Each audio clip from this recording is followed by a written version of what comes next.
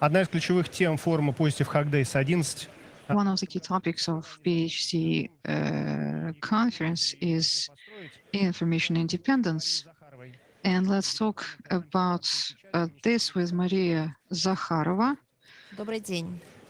from the Ministry of Foreign Affairs of the Russian Federation. Thank you very much, Maria, for joining us at PhD at the conference. Well, it's weird to come to the studio to people who are in the business of the digital. We changed all formats in the past 2 years, including TV formats. In the past, the TV picture used Skype communication rarely, but now you can't imagine the world without it. Really, even the top government officials are talking to each other via internet and the various apps. So this feels retro to me. Skype is convenient, but it's soulless. To my liking, you see the person remotely, and you can't really impart all of the emotions, and everything. What's happening here is a battle. Do you think that there should be soul in that kind of discussions? Well, the soul should be present in communication between people. But what you are talking about today, do you think discussion should be focusing only on the facts, or it should be based on emotions? Well, I think that it's best to view the battle here on the site. Well, then not everything is lost if people who are in the digital business believe that soul still means a lot. It's wonderful because it's something that I think is missing these days. I'm looking at global trends. I'm not talking about our country only, but I'm looking at global trends, and I see this division of the digital flows, the new digital capabilities, new communication capabilities, and the fight to maintain the traditional forms of everything, of communicating, doing, of doing business as well. It's not good to exist between the two extremes. It would be wonderful if we could get the best out of the two worlds, for the digital not to dominate, for us not to be on the road towards Orwell, all the dystopian scenarios. But on the other hand, would like to be able to save on things that can be saved on, not at the expense of the really important things. I'm all in favor of a hybrid, but I don't like the word hybrid. I'm all in favor of harmonization. Well, I can't but agree with you. COVID has been with us for a long time, but at the same time, when people are away from you and still you can communicate, and it gives the satisfaction of achieving the results, but the satisfaction is momentarily. But tomorrow, the day after tomorrow, whether you are together, whether together you stay on the same level, so to say, to continue your cooperation today and tomorrow and the day after tomorrow. COVID created fantastic opportunities for communication and to save time. And on the one hand, it's wonderful because people who are separated by borders, by distances, who cannot come together, they still could talk to each other. This created great opportunities for the mass media and for the reporters who could not travel, but still they could interview the guests and everything. But this is a double-edged sword, and many people tend to forget about it, and sometimes they don't even think about it. They don't remember about it. This led to the increase in the amount of information. Yes, exactly. And the information market, Fukuyama called it the information village, then the information newsroom. The information market became so global, and the speed of information emergence reached cosmic speeds, but humans stay the same. We are developing the skills, but we can't perceive. Well, exactly. The people cannot perceive, they cannot absorb that much information, they cannot process that much information. And the effect that was achieved was opposite. Too much information ощущения на основе фактов. leaves people without solid ground. People cannot perform fact checking using their own resources. Even if the information was already checked, it's difficult to come up with your opinion because there is too much information. There is the journalist's point of view, there is the opinion leader's point of view, there is the politician's point of view. Here are the opinions of other people who are not professional media personas, but they have experience, they have the expertise, and they become the magnet that attracts the attention of people who are looking to shape their own point of view.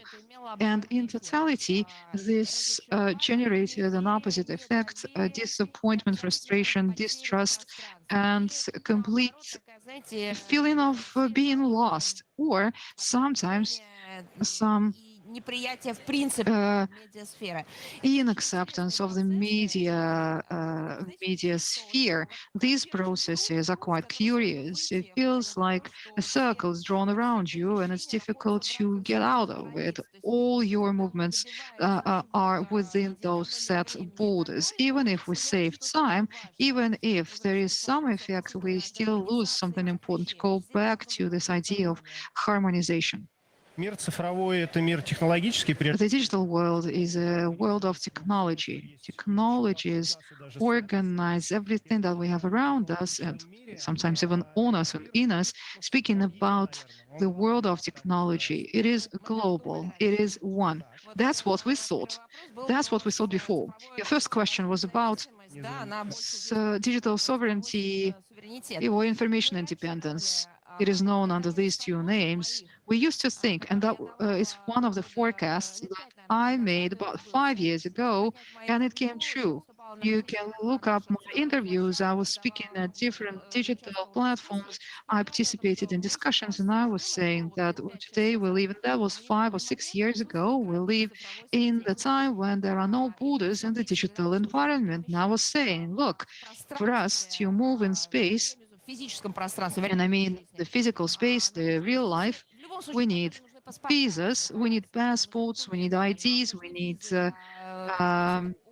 documents, we need travel documents, tickets, transportation, etc., etc. The digital environment enables us to move in space and in time in the information flows in different spheres without any limits. And more than that, in the last 10 years, there was this trend when digital technologies appeared that enabled translation. Using online translation functions or online translation was embedded into a particular platform. And that was the last barrier that would not let us become one, become united. So all barriers were removed. Even the most difficult languages in recent years were incorporated into the social media, etc. Well, speaking about Telegram, they got stuck. They need to introduce translation into Telegram as soon as possible. And I was talking about this to their representatives on many occasions. It is something very necessary these days. So I was saying that we enjoy the uniqueness of the moment, and I made a forecast that is coming true today, unfortunately. Alas, I was saying it's not going to last because this real freedom, true freedom, is not affordable. It would not be let happen by the humankind. And that's what we are observing today.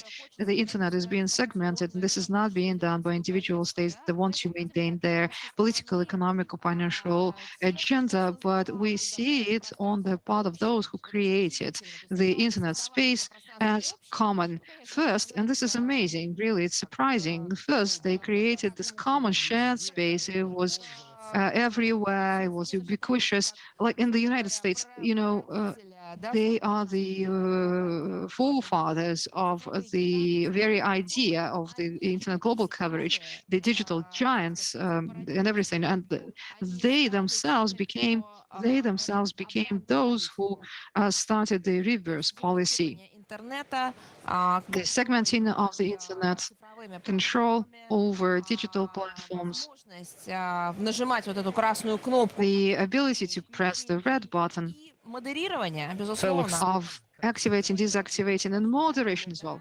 The red button of disabling whole countries and technologies. Exactly. That was early 2000, end of 1990s, early 2000s. Remember when the internet Игрок в виде Китая. was made bigger via the accession of China. Как вы помните, такой Да. великий 1.5 billion people, and immediately they built the great Chinese firewall in the internet so that from the Western world's perspective to introduce complete control over the internet, but from the perspective of China, they did it in order to build the system of control and regulation and language and technologies. Exactly. And then using and creating the sovereignty to connect to the global network. And look now how they traded places. Today, China is open. You can come with your products. Yes, there are some restrictions, there are nuances, but on the other hand, they aren't trying to oust anyone from their market, but it is the countries and the corporations that regionally were talking about the need for a global approach who are pursuing that policy of exclusion. To go back to your other question, independence, sovereignty, why, what for, do we need it? Of course, it is necessary.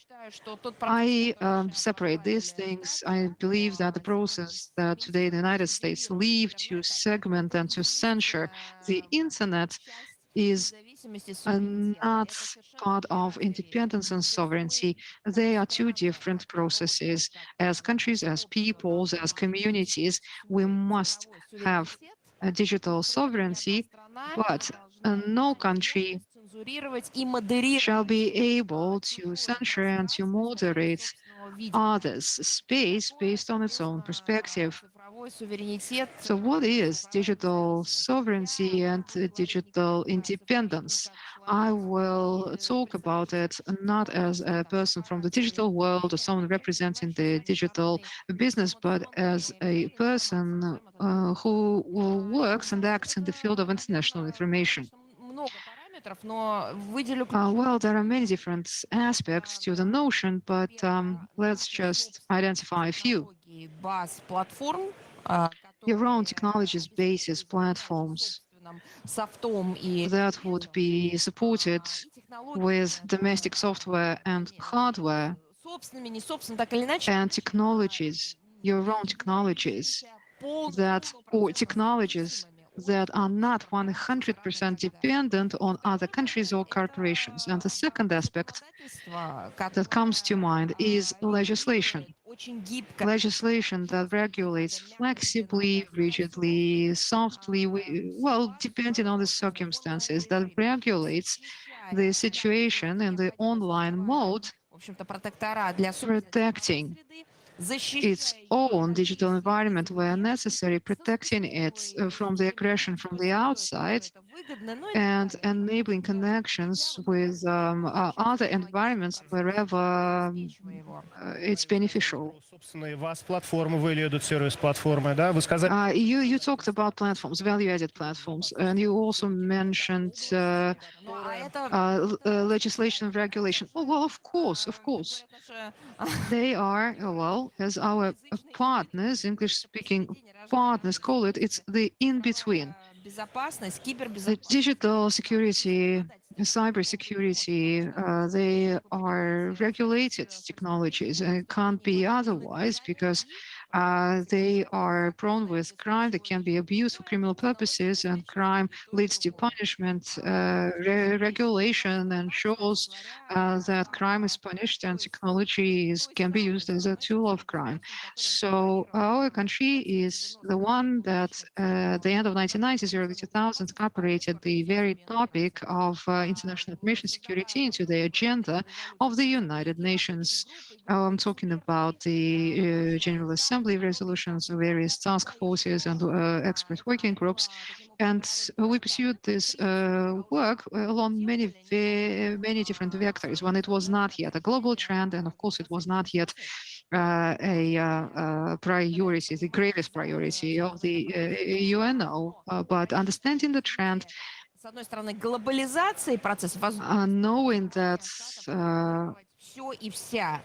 that Эксперты understanding the trend, understanding what's happening, поняли, что эту тему нужно ставить под контроль. our experts did the sums and realized that it must be put under the control, Регулирования, чтобы этим and that there should be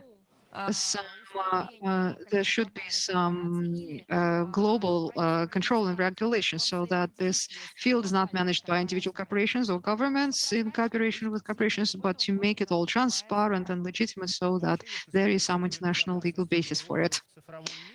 To go back to information security and its role in the modern digital world, it feels like there are three layers. There is the hardware, a computer or server, then there is the operating system and the programs that run on it, and there is cyber security, which controls the hardware and the software run on the hardware.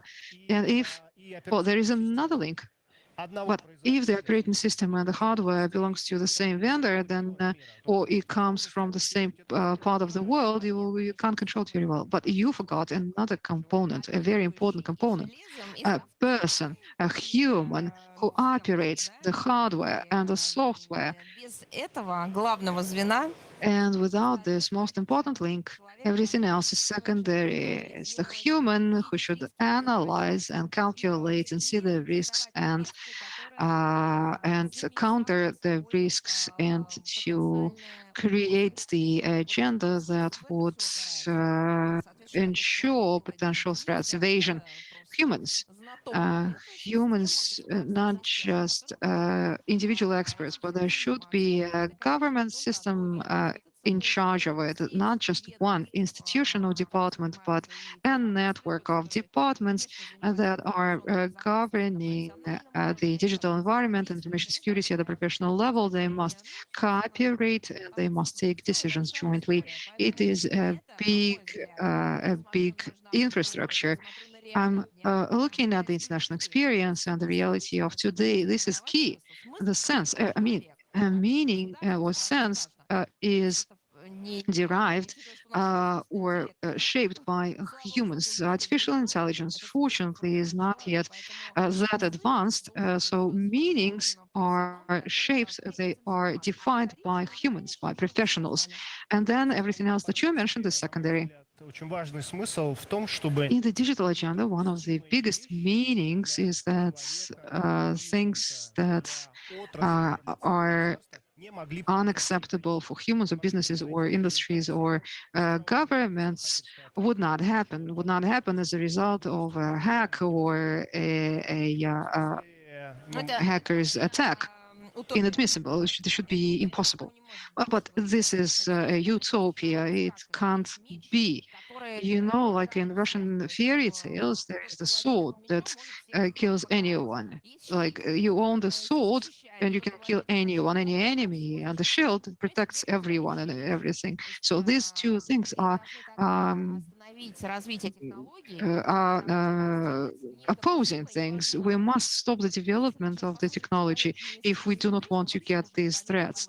If someone who is outside of this digital environment would listen to this dialogue, probably that person would not even understand us, even though we speak Russian. But in theory and in practice, we understand what we talk about, and it's a big philosophical question whether we need to provide total freedom to the technology development if it can lead humankind into a dead end. But here, even at this wonderful forum, will not be able to answer this question.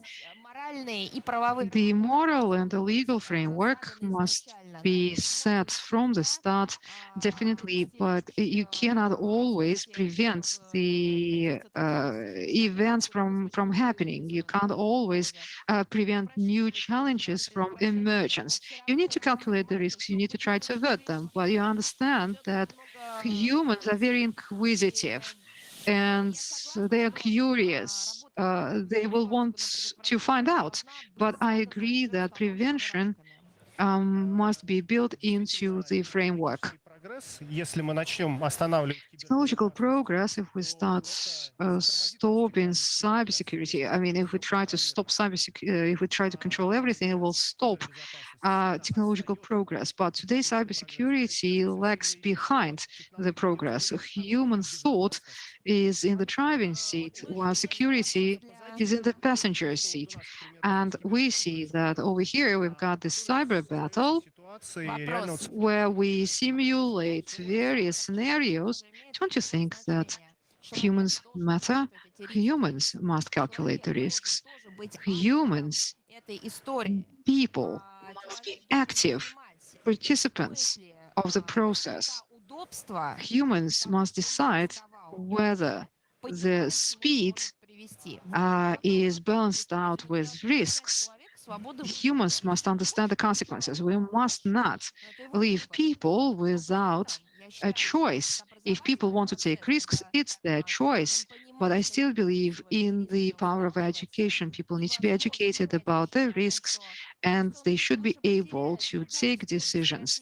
Maybe they will sacrifice speed, but they will keep the basis that is truly valuable. This choice, it must be it must be the result of education. You should not prohibit, you should not stop, you should not ban, but through education, through information, you should demonstrate to every user or to every corporation that probably you do not need to have fewer buttons on the phone, or probably this particular action can take 5 seconds instead of 1.5 seconds. Probably you don't need to speed up things. Maybe you can stay within the safer current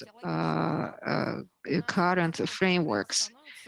Progress, the word progress today is creating meanings.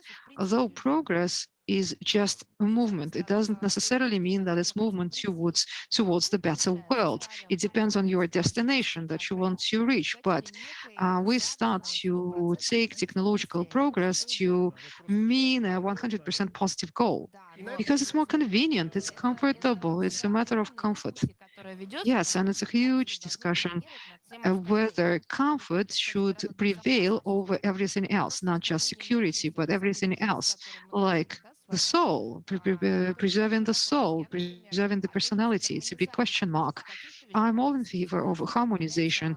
In some things, it is essential, like organizing or like medical or like surgeries, remote doctors consultations. And sometimes it's a whim that leads to more problems. It's something that we've been discussing until now. The increase in the speed of information dissemination kills the quality of information. You understand? знаете, у нас в России Yes, I do. головастых And in Russia, we have a lot of brainy guys and girls. Yes, guys and girls, exactly. And yesterday here, гостями о том, что with other guests, девчонки we were saying that Russian guys and girls are winning various competitions for coders around the world. It means that we have a very strong engineering potential в других inside the country, but also to bring this potential to other countries. Do you think that we have opportunities for well, we need the opportunities inside the countries. There are so many different priorities today that must be addressed through technological engineering solutions. Inside the country, we don't have our own video hosting platforms. And it's a huge segment of information security. I don't know. And information security it touches upon all aspects of life: economy, services, banking, education. We do not have a normal video hosting platform. дискуссии, которые ведутся. Ну так I'm listening to these discussions, but We've been hearing the same ideas repeated over and over for many years. The Ministry of Foreign Affairs and also on a private level as users who compare the means and the goals and who have an ability to compare foreign products with the Russian analogs. For many years, we've been pleading for normal video hosting with good information protection and also good ideology as well that would be mutually beneficial for the platform and for the user. Do you think we'll have it one day? Все возможности есть. We've been talking about it for years, and there are all the opportunities you see, and there is the demand. There is also the urgency of the day. We see the blockings, the shadows Это не только российские that СМИ, are no longer targeted, not only Russian media and Russian politicians that are being cut off, but even individuals, private individuals who are being shut down. And they could have never become a part of the global information world the same level as the representatives of other Western countries were, because moderation was different, because the moderation engine worked differently towards representatives of different countries. And although, yes, it's based on technology, but still the rules were set by humans driven by a particular ideology. This is what we need, and that's what we don't need. We need to create it. You see, I don't know how many more times it must be repeated. And the important thing is we need to stop, and it's a matter that is ideologically, politically, culturally very important. We need to stop protecting the Western platforms and websites and hosting platforms, and it exists, and it exists at a very high political level. I see it, I read about it, but I don't think it's relevant at this point. The Western monopolies act outside of the rules. Western monopolies discriminate us, and more, they act aggressively towards our country and towards our people. So first, we must create our base, and then if someone wants to, for whatever reason, wants to advocate for Western platforms and digital platforms, to protect them, to lobby for them, well, it will be their personal business. But today we must stop it, and we must, and I have already mentioned lobbying and protectionism. We must stop roofing, as we say it in Russia, the Western platforms, digital platforms in our country. In cybersecurity,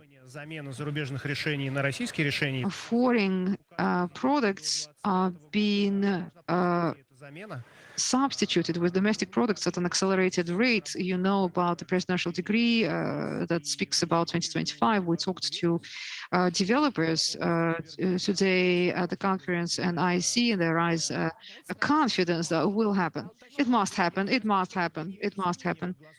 Yes, I'm telling you that I do not see any doubt in their eyes. They are confident that it's going to happen. It's just that the process of deploying new solutions, it takes time, a year or 2 years, accelerate, intensify. These are the right words. It must be done at full speed and at full capacity. There is political will, there is decisiveness, there is the wish, there are laws already. The important thing that lobbying doesn't act as a decelerator. Lobbying for Western technologies. To a large extent, well, actually, it's something that was killing domestic competition. When domestic developer, when the domestic manufacturer, all those brainy guys and gals, like you were saying, they could not make it for competition. They were competing against a very wealthy monster that were protected on all sides, including by political lobbying. Yes, and the competition was not on technical terms. Very often they were on terms of advertising budgets. Exactly, exactly. We already have a lot of good solutions. Maybe some are built with components from Asia, but still, many of the software. The software especially, they can't even advertise for it. Look at the magazines that are even if it's a franchisee, but they are registered as a Russian mass media, but they can't even get an advertisement published in those magazines. You know how much one paragraph of advertising information costs in those publications. And they are not expert journals. They are mass market magazines. It means that these magazine publications are not, they don't have a narrow specialization. I mean, a wide audience to buy, to install for the corporations. You need to get advertised, not to be present at conferences or at the fairs only, but to be marketed, to be advertised directly, indirectly. But it means money, huge money. And the money is big, not only because there are associated costs. No, you set the price because you are a certain price, because you are a monopoly and you are a foreign monopoly, and you set such a high price that no company, especially young developing company, cannot afford. Работа, связанная с стартапами, это же все And startups as well. да, наши We were told by our so-called international partners, they introduced this terminology, startup support, but what it boiled down to the killing of small companies by uh, by these companies being bought, mergers. Well, they were bought. They were bought in order to stop the development of the technology that could potentially compete with the technology that these big corporations already owned. So, I mean, these areas, they are not related to the operations of the Ministry of Foreign Affairs. We have other relevant ministries and departments for this, but as I am someone who works at the crossroads of the international relations and information, and this crossroads can be called digital diplomacy. One of the first, probably you know, that we were one of the first to create a presence, a very diverse presence in the social media and everywhere. One of the first to support domestic manufacturers in the cyberspace.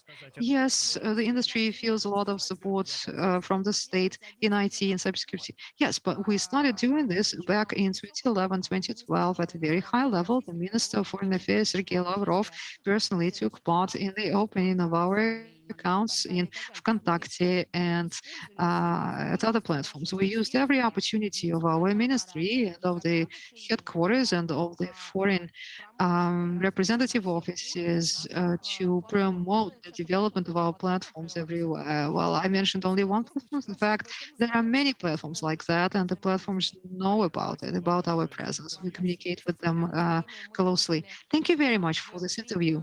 Yes, well, actually, we received a prize of RUNET. When was it?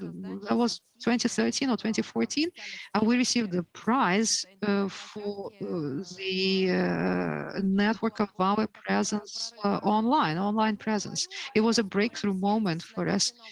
So I'm speaking to you with pain in my heart and with hope for a better future. Thank you.